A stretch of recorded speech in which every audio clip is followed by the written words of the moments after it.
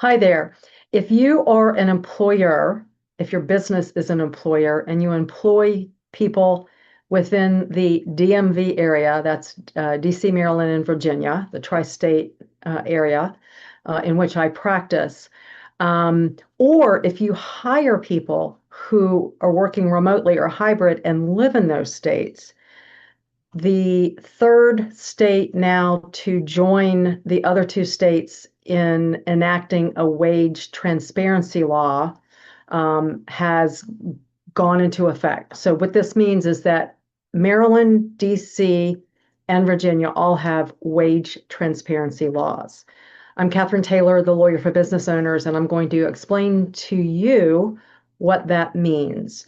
So, the wage transparency laws are going into effect throughout the country. At this time, there's about 18 states, including DC, that have enacted these laws. And basically, what they do is regulate job listings or job postings or ads that an employer publishes to find employees to fill positions. What can and can't be done under these wage transparency laws? First, no employer can ask either in an application form or during an interview the applicant's wage history. That's something that has always been asked or almost always been asked in applications, and it can't anymore. Secondly, the employer or prospective employer is required to publish the pay range for the specific position that's being advertised. If it's not published, if the ad itself is not published, then the information has to be given to the prospective applicant if they ask. In addition, the employer has to describe all of the benefits and other compensation that go along with the position.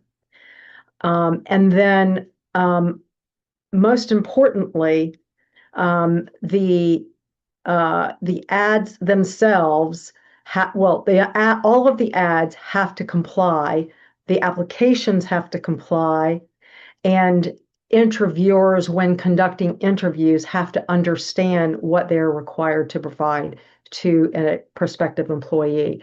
And this applies to external position openings and internal position openings. So what this does is it gives a prospective employee or a current employee a lot more power to obtain information that's going to be important for them to bargain for the best position for them. Here is another thing to be really mindful about. In terms of enforcement, in Virginia, which is the newest act to go into effect of these three, a prospective employee or current employee can actually file a lawsuit against an offending employer I think it's within a year of the specific offense or violation. In Maryland, the prospective employee or employee can only file a complaint with the labor commissioner. And then in DC, basically DC doesn't have any type of self-enforcement. It's just a regulation that's governed and reviewed by the Attorney General. So if you're a Maryland employer or a DC employer, even if you think you're not subject to Virginia laws, you will be if you have a prospective employee or an employee that lives in Virginia and works from Virginia, either part-time or full-time, remotely. If you have any questions, please feel free to give us a call. This is really complicated when you get into these different states' laws with Maryland, Virginia, and DC being so close and with so many people commuting to and from those jurisdictions. Please like the video, subscribe to this channel, and again, reach out if you have any questions.